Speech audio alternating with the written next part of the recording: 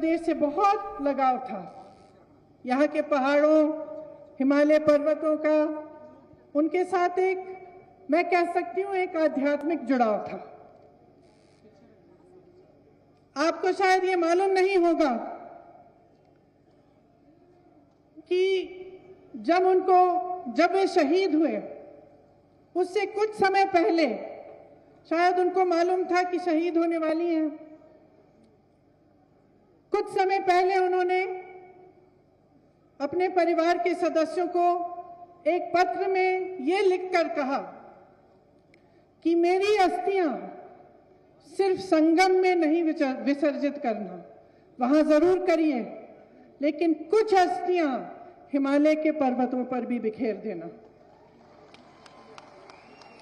और उनकी शहीद होने के बाद मेरे पिताजी ने ये उनकी इच्छा पूरी की।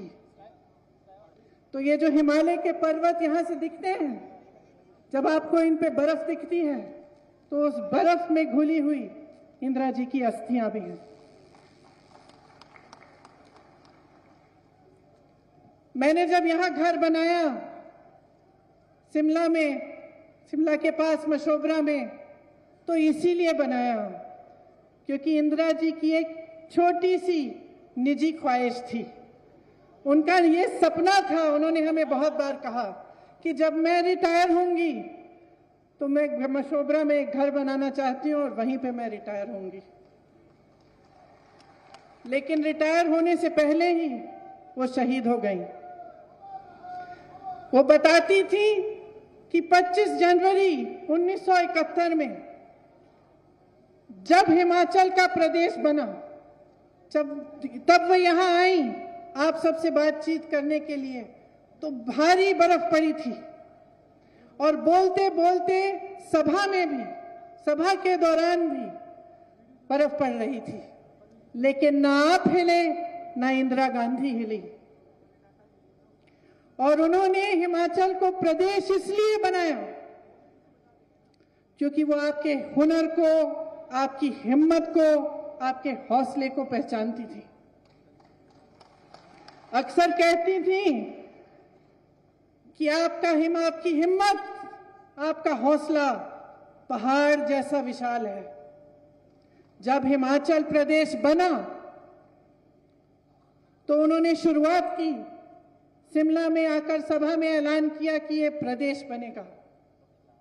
बहुत लोगों ने आलोचना की, उसमें कई ऐसे नेता हैं जो भाजपा में भी हैं। उस समय बहुत आलोचना हुई कि ये प्रदेश बना तो दिया इन्होंने, ये चलेगा कैसे, पैसा कहां से आएगा, आगे कैसे बढ़ेगा ये प्रदेश। लेकिन इंदिरा जी पीछे नहीं हटी। वो इसलिए पीछे नहीं हटी क्योंकि वो आपके हौसले को, आपके हुनर को पहचानती थी, उसका सम्मान करती थी। उनको मालूम था कि ये प्रदेश आप चलाएंगे, कि इस प्रदेश को आप बनाएंगे। और उसी तरह से जो पहले मुख्यमंत्री जी वाईएस परमार जी थे, उन्होंने आपकी सहायता के साथ, आपके सहयोग के साथ ये प्रदेश बनाया। इस प्रदेश को किसने बनाया? सिर्फ किसी एक पार्टी ने नहीं, एक सरकार ने नहीं। इस प्रदेश को यहाँ के कर्मचारियों ने बनाया। इस प्रदेश को यहाँ के युवाओं ने अपनी मेहनत से बनाया। यहाँ की महिलाओं ने बनाया जो दिन रात काम करती हैं। इस प्रदेश को यहाँ के वीरों ने बनाया जो सीमा पर हमारी सुरक्षा करते हैं और यहाँ पर अपनी आमदनी भेजते हैं। ये प्रदेश आपका है।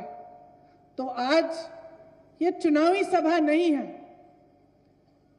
ये एक सोचने का समय है, मंथन करने का समय है कि ये प्रदेश जो आपने बनाया, आगे बढ़कर इसका क्या होगा। जिन लोगों की मेहनत के बल पर आज इस प्रदेश में एक इंफ्रास्ट्रक्चर है, हेल्थ केयर की कुछ सुविधाएं हैं, सड़कें बनी, विकास हुआ, ये आप सबने किया। अब आपके भविष्य को क्या होगा, ये समय है कि आप इसके बारे में सोचें।